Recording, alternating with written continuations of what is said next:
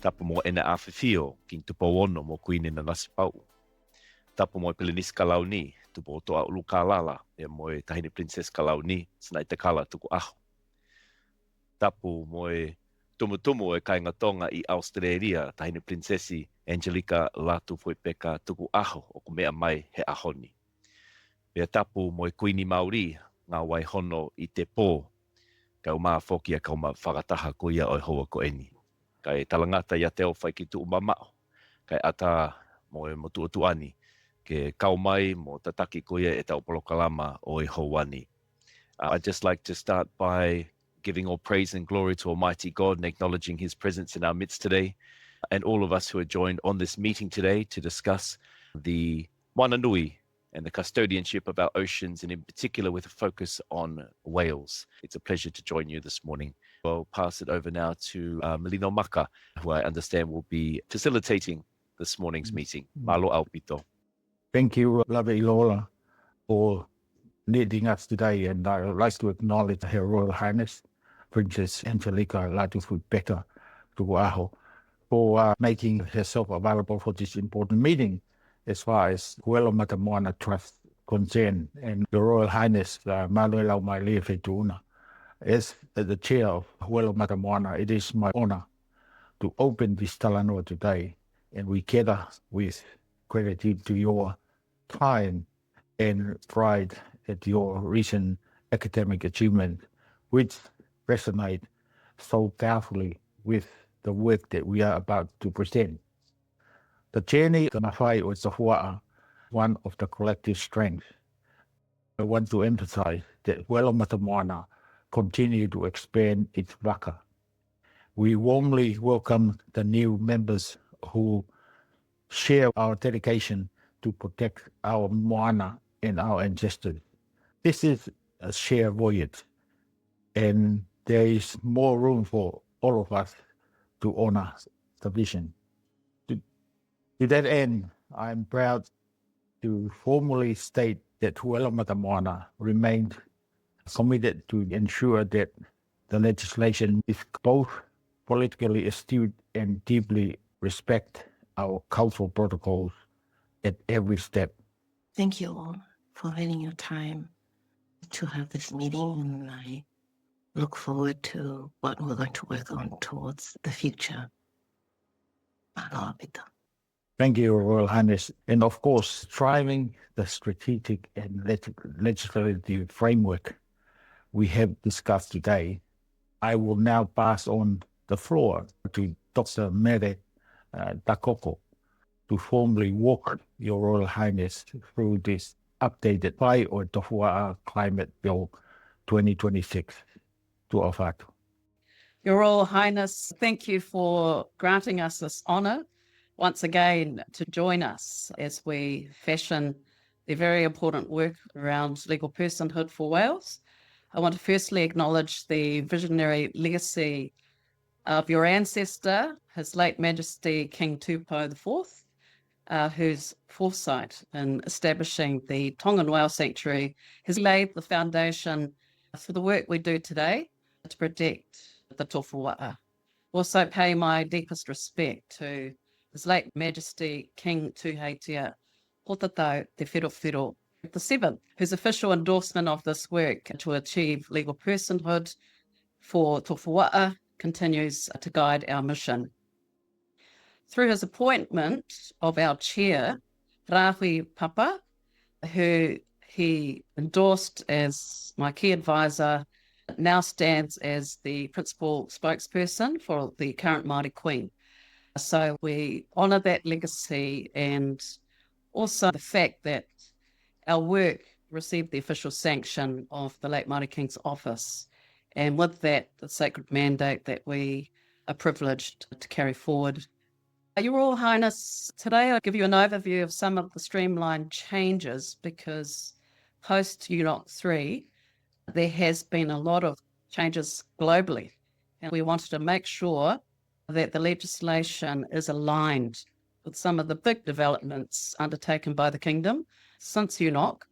Our focus going forward really is to ensure that we do this project with integrity, that we can establish cosmological basis for the legislation steeped in Tongan values, but also safeguard the rights of the whales within the guardianship of Indigenous people and the royal family. We are also looking at economic aspects of how this can help generate sustainable finance for the kingdom in a manner that actually also ensures Indigenous equity. Importantly, in continuing this effort, we will always acknowledge the legacy of your ancestor, which is first and foremost very important. As we have been working on updating the original legislation, I wanted to briefly let you know some of the reasons why we have formally delayed the submission of the legislation to Crown Law Tonga. This pause was strategic. First, we wanted to make sure you were unburdened. We wanted to ensure that we were aligning with Tonga's new National Ocean Policy, which was just launched last week, and the entry of the Ocean Management Act. We believe that the Mafai or Tofua'a climate bill, once enacted, will enhance, not replicate, existing national initiatives, which is important. And it will provide a pathway to self-sustaining funding mechanisms, which will be important to support local communities and Indigenous-led protection efforts for Tofua'a, not foreign NGOs or worse, corporations, which we believe is integral to our approach. Second, we wanted to allow the new Prime Minister, who attended our events in Nice and also stated his commitment to the effort. He is now settled in his leadership role, and I want to congratulate him for some of the remarkable achievements he's already been able to succeed in since taking office. But finally, we have used this time to strengthen our operational groundwork in New Zealand and to prepare platforms for public engagement. Our strategic pause is over, and so now we're pivoting to urgent action. We are aware now that while we've taken this pause, other international organisers have recognised the momentum in Tonga and indeed throughout the rest of the Pacific. The Pacific is now the most committed region to UN-backed efforts such as 3030 and the BBNJ. That is amazing. But with that also comes significant risk of some foreign players moving in to come up with their own legal frameworks for the personhood of whales.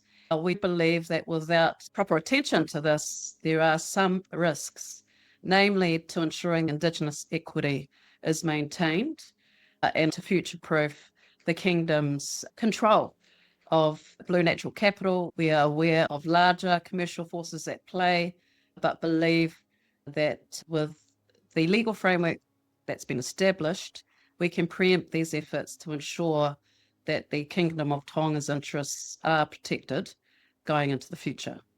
And one of the things we've really sought to do is come up with ways to finance this initiative so that it is self-sustaining and not a burden. So that is an area that we've strengthened in the latest iteration of the bill.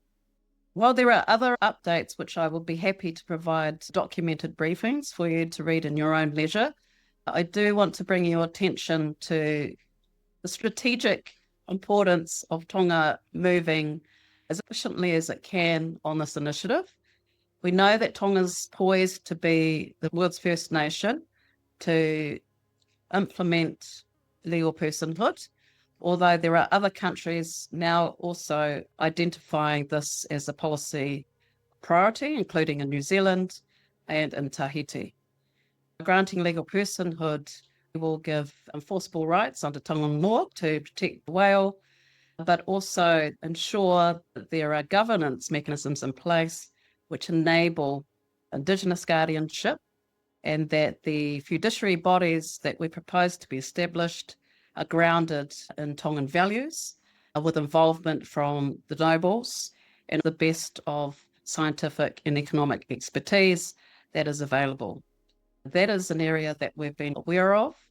The sovereign blue economy that we propose is in the form of a new conservation fund, the Tofua'a Conservation Fund. We have included in the bill Also, attention to the need to ensure that polluters pay for any costs that may be bared. Environmental impacts need to be assessed. That should not be transferred to taxpayers or the kingdom. We believe that these are nominal costs because they are provisions that need to be undertaken by most of these entities. Acknowledgement of the importance of whales, particularly given their role culturally, but also within the marine biological pump, needs to be assessed. So any developments should be capturing those potential impacts so that the decision makers are better armed with the information they need to put in place safeguards. Of course, we are not anti-development. We absolutely do encourage it, but this legislation will ensure that such developments do not impact on the ability of Tonga to attract global green and blue capital going into the future. And that capital is important. It's not the primary focus, but it is important because it is costly to recover ecosystems such as coral habitats, seaweeds, and the like. And that is something that's been inbuilt within the legislation, is this focus on the future and the potential opportunities that can be generated beyond the beautiful vision of protecting whales and seeing their populations return in large numbers. Just to give you a little update on what we're doing in regards to public consultation, we have created a roadmap, which is exciting.